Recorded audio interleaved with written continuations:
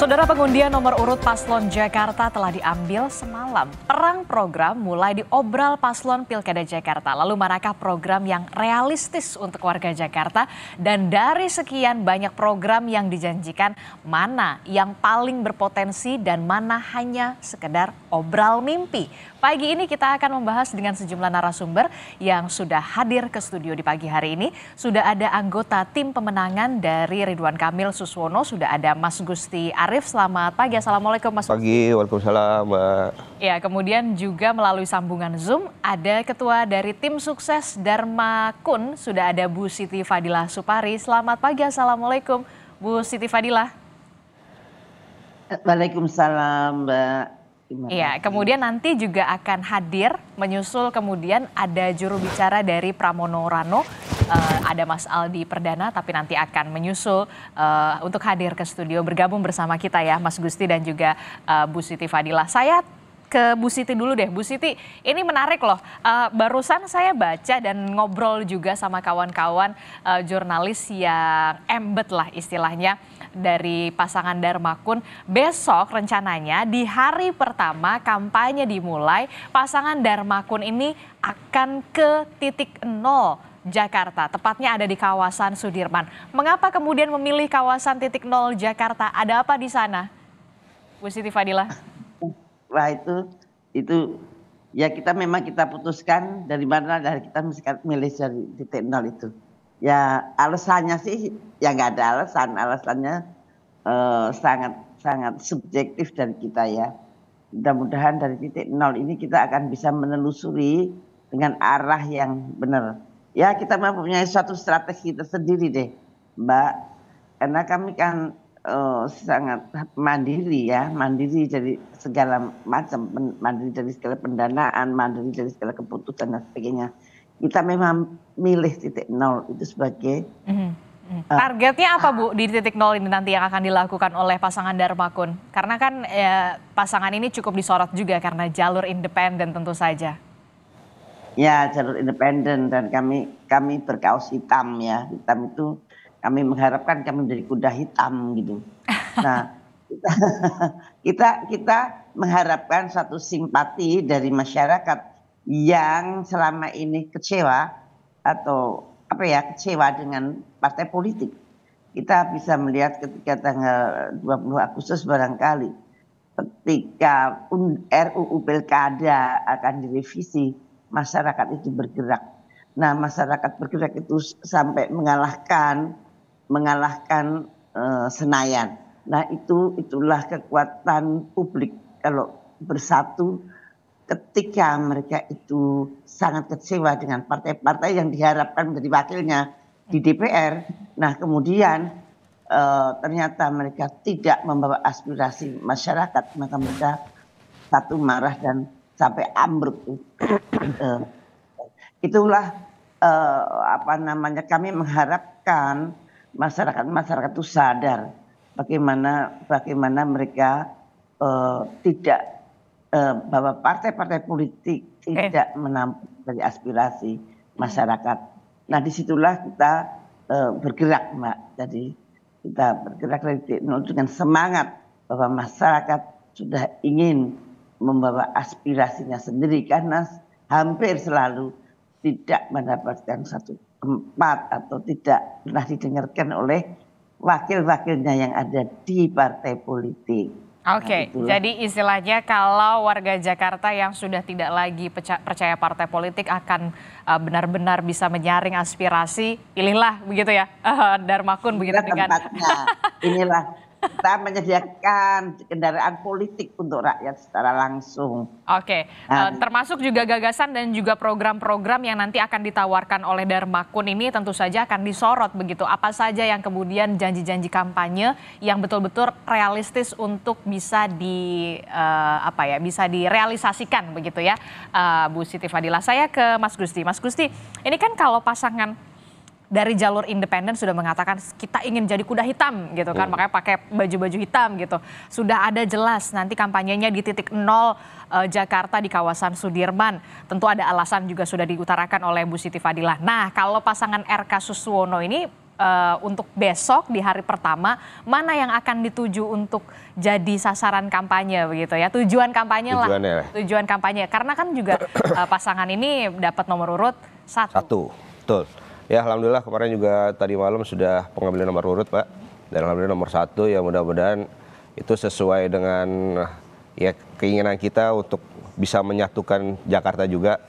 Dan insya Allah kalau kita monitor kemarin di tim rencana untuk di awal besok kita mau ada telusur Sungai Ciliwung. Telusur Sungai Ciliwung. Betul. Mengapa kemudian hari pertama ini menyasar ke Sungai Ciliwung? Ya karena kita kan bicara ekosistem lingkungan juga ya. Karena Jakarta ya mungkin dengan segala problema yang ada yang di Jakarta khususnya banjir. Itu menjadi problem utama di masyarakat saat ini dan itu keluhan paling mendasar.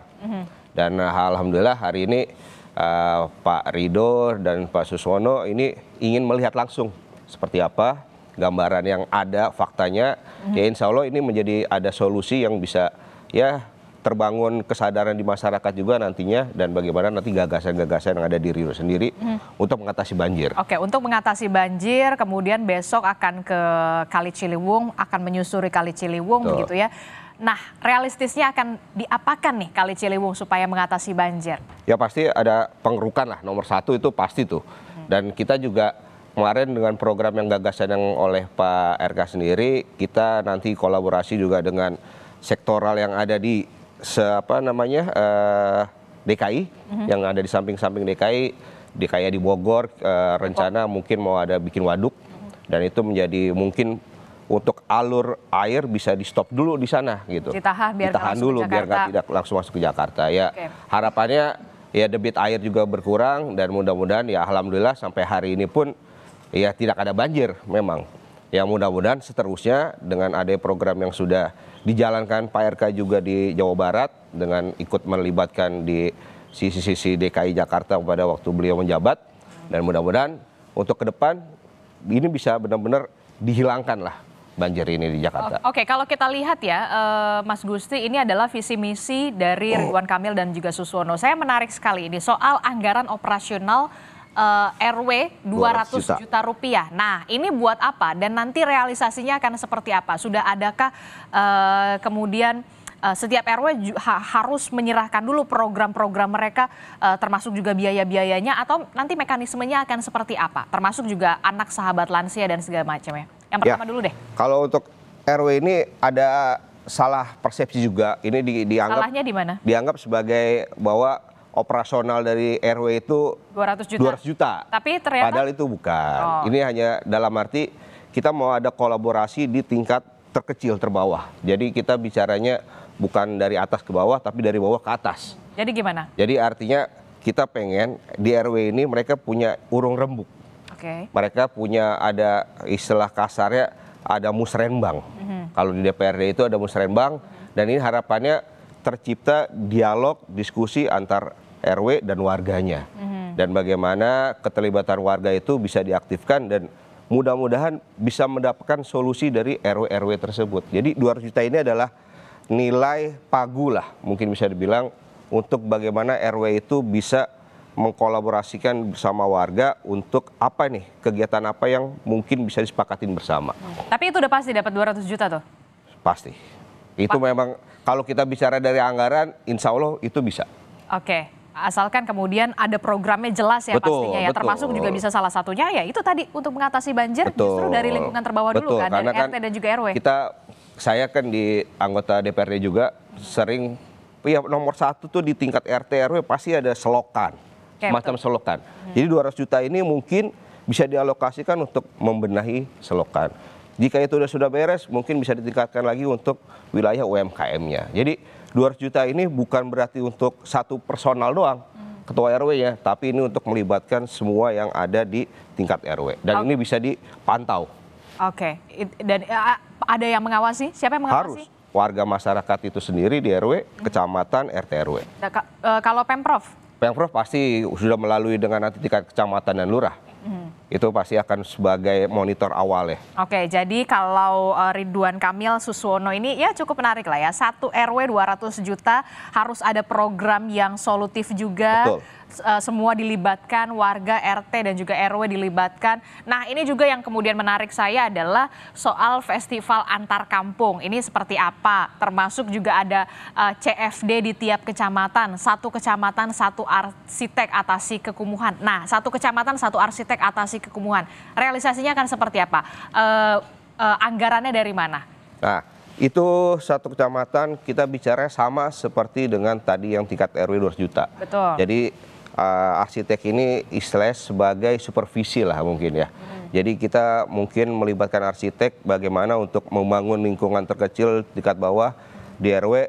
Jadi Pak RK ini pengen tata kelola dan ya mungkin kita sama-sama tahu background dari Pak RK sendiri. Dan beliau pengen kota di Jakarta ini menjadi kota Jakarta yang global, artinya dari tingkat RW pun mereka bisa merubah tiap-tiap mungkin di landscape RW-nya, lingkungannya seperti apa. Jadi pelibatan ini artinya dalam arti untuk meningkatkan program yang 200 juta itu. Jadi bagaimana RW bisa menjadi lebih baik, RW bisa menjadi lebih rapi, RW bisa terlihat menjadi kota yang nanti ke depan menjadi kota maju juga. Oke, niatnya kita apresiasi betul, termasuk juga yang tadi dikatakan 1 RW 200 juta. Mudah-mudahan ketika ini bisa nanti terpilih bisa benar-benar terrealisasi, termasuk juga mekanismenya benar-benar tepat sasaran begitu ya, yang pasti kita akan awasi. Nah, saya ke Bu Siti Fadilah. Bu Siti Fadilah, ini kan kita tahu kalau tadi jelas pasangan RK Suswono ini dari bawah katanya, RT, RW semuanya layernya, termasuk 1 RW mendapatkan 200 juta rupiah begitu ya untuk program-program mereka yang benar-benar jelas begitu dan bisa solusi lah, salah satunya membangun selokan. Nah, kalau Darmakun sendiri akan seperti apa untuk layer paling bawah RT dan juga RW, Bu Siti Fadilah? Bu Siti. Wah ya, kalau kita kan memang di bawah, bukan dari bawah. Memang kita ini di bawah. Jadi program-program kami itu memang program-program rakyat. Kalau untuk mengatasi banjir kami juga sudah mempunyai ini sendiri. Misalkan banjir itu kan sebagian besar disebabkan oleh karena sampah-sampah. Nah, sampah-sampah itu bagaimana caranya supaya bersih?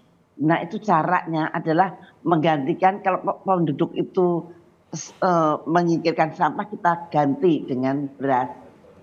Jadi supaya sampah bersih betul. Kalau kita cuma memerintahkan bersihkan sampah dan kemudian cuma hanya dikeruk, tapi kalau penduduk masih buang sampah lagi, itu akan terjadi lagi. Dan kemudian kita rehabilitasi tempat-tempat kumuh, bukan digusur, bukan dipindahkan kemudian. Nah, kalau rehabilitasi bukan digusur atau bukan dipindahkan, solusinya akan seperti apa kalau untuk Darmakun sendiri? Contohnya ya, sebagai contohnya karena kan kita kan belum jadi gubernur nantinya. Contohnya misalkan yang di JIS. JIS itu kan dipindah ke Kampung Bayam.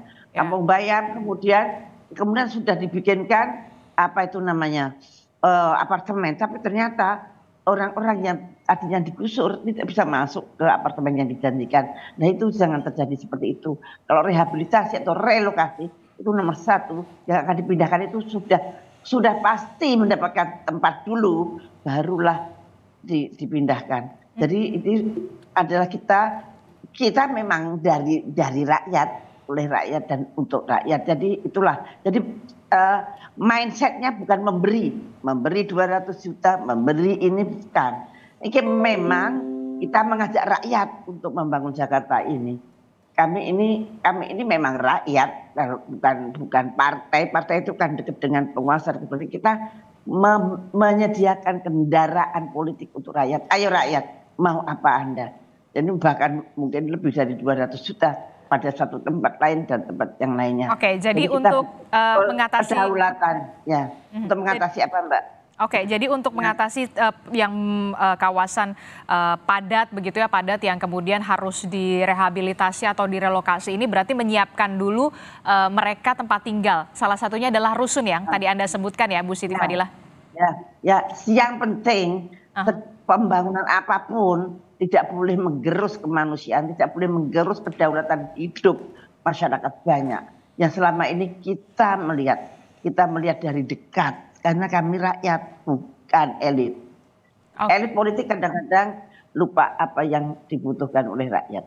Jadi selalu memberi apa yang mereka pikir. Tapi kalau kita memang ada di bawah, kita di bawah betul-betul. Oke, kita lihat kembali visi misi dari Darmakun. Oke, salah satunya adalah yang tadi sudah dibahas, relokasi dan rehabilitasi kawasan kumuh. Tentu saja harus dipersiapkan dulu ketika mau merelokasi atau merehabilitasi warga Jakarta dari kawasan padat penduduk ini di rumah susun. Kemudian ini yang jadi permasalahan adalah rumah susunnya ini bagaimana lokasinya, dekat dengan pendidikan, rumah sakit. Ya, betul. Itulah juga yang harus menjadi sorotan. Nah, yang kedua, Bu Siti Fadilah, yang juga menarik perhatian saya adalah soal penampungan air hujan pipi monyet. Nah, ini dia nih, kita belum mengerti nih maksudnya apa. Penjelasan dari Bu Siti Fadilah Supari? Itu pipi monyet itu seperti waduk-waduk kecil. Jadi itu sebenarnya pipi monyet itu monkey chick ya, yang dari Thailand. Jadi di Thailand itu ada suatu waduk-waduk kecil di dalam kota untuk menampung air hujan. Jadi dengan kebiasaannya hujan kita selain hujan kiriman, tentu saja kiriman, kemudian hujan udah 3 hari udah pasti banjir di mana-mana. Nah ini harus diberikan namanya embung, kalau bahasa kita embung atau situ gitu. Kalau situ yang besar itu ya situ gintung, tapi ini bisa kita bikin embung kecil di dalam kota, di dalam taman-taman dan sebagainya. Itu untuk menampung air hujan supaya tidak melebar kemana-mana.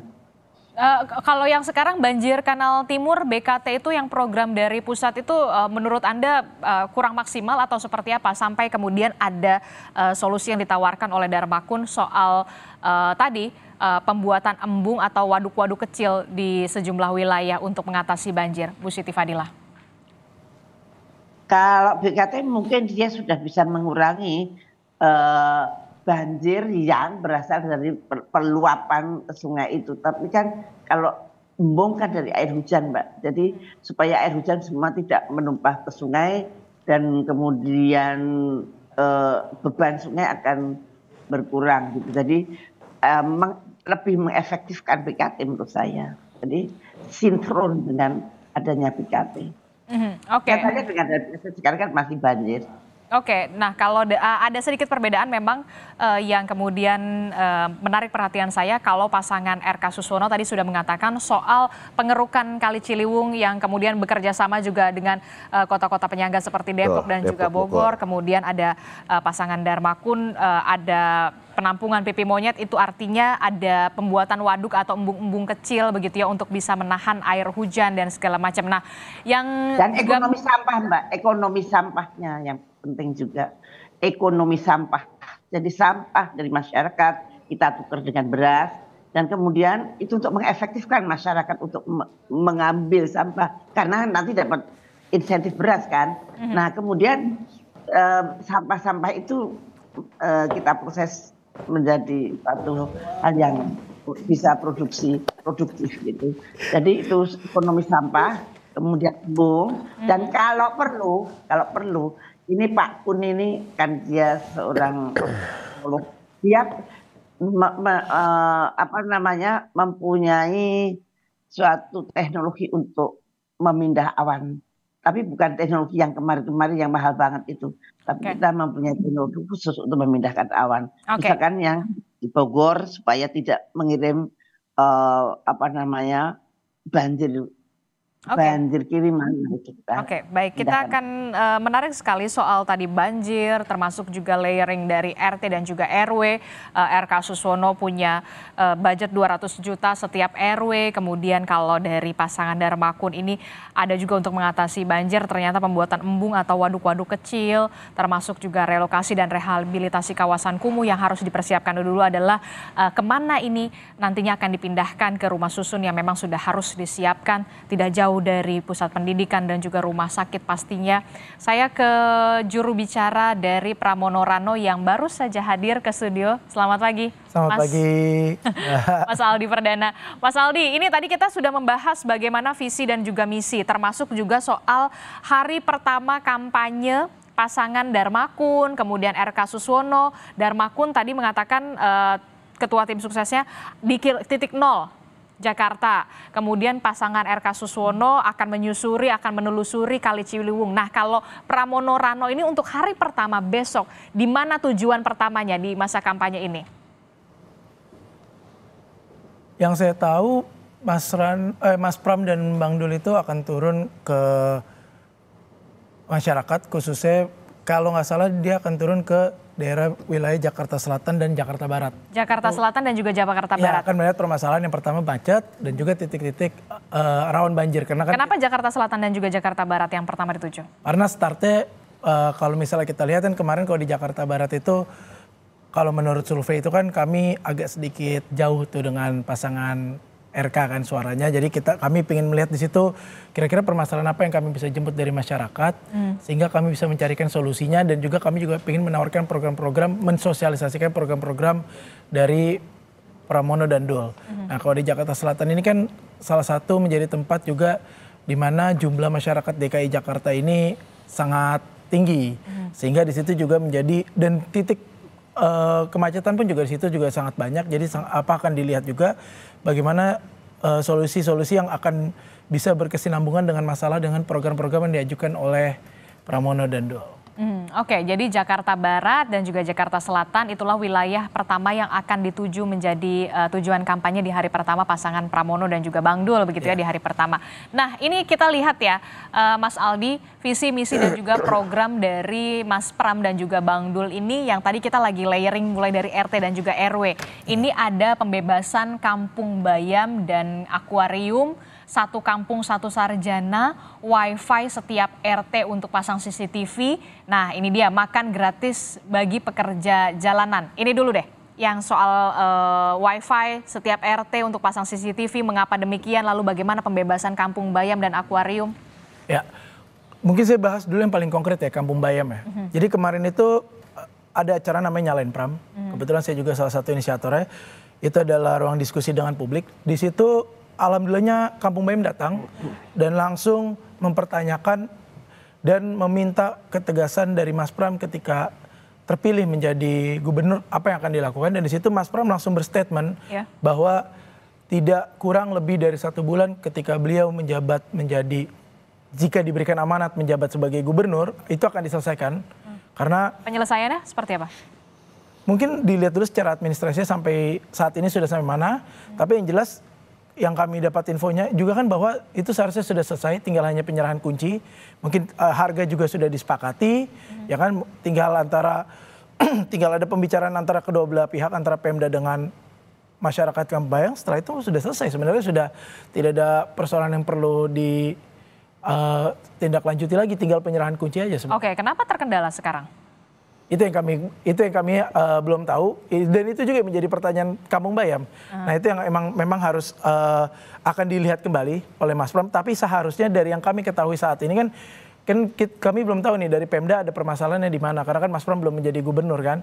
Nah, ketika menjadi gubernur Mas Pram akan melihat, dan jika misalnya ada permasalahan yang harus diselesaikan secara cepat, Mas Pram berjanji bahwa tidak kurang lebih dari 1 bulan masalah Kampung Bayam akan selesai. Jadi kurang dari 1 bulan masalah Kampung Bayam dan juga Kampung Akuarium akan selesai? Iya. Dan disetujui oleh warga? Iya.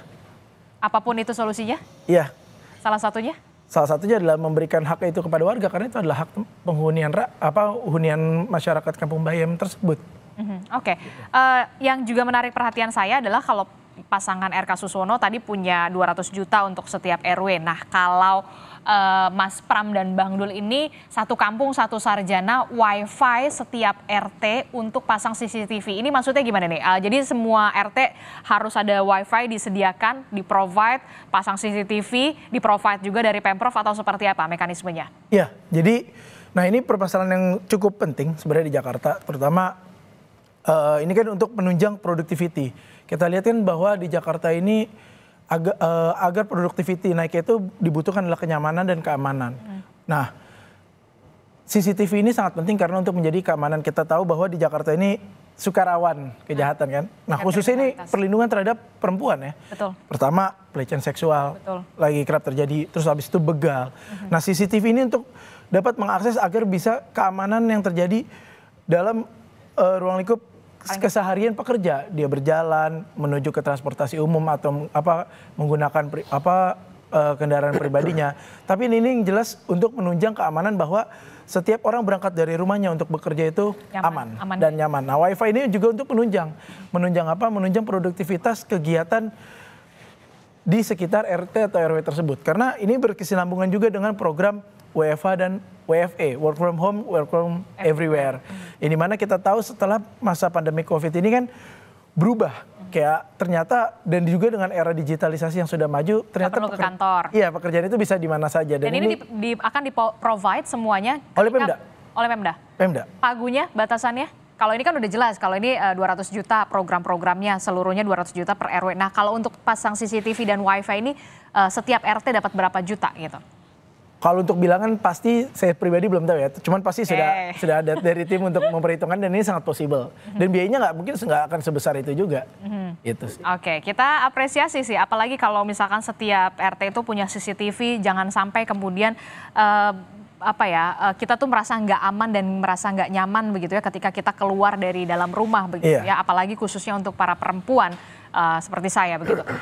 Cukup menarik, setiap pasangan ini, 3 paslon ini punya visi dan juga misi yang tentu saja niatnya baik sekali, mulai dari soal RT, RW, mengatasi kemacetan, mengatasi banjir, mengatasi kemacetan belum dibahas lah ya, mengatasi banjir tadi yang sudah dibahas. Nah ini nanti kita akan bahas soal bagaimana transportasi publik, kemacetan, termasuk juga soal perut. Itu dia yang kemudian menjadi inti kita ya, karena itu langsung ke warga. Bagaimana, apakah nanti ada kebijakan populis seperti makan siang gratis atau seperti apa? Tetaplah bersama kami di Sapa Indonesia Pagi.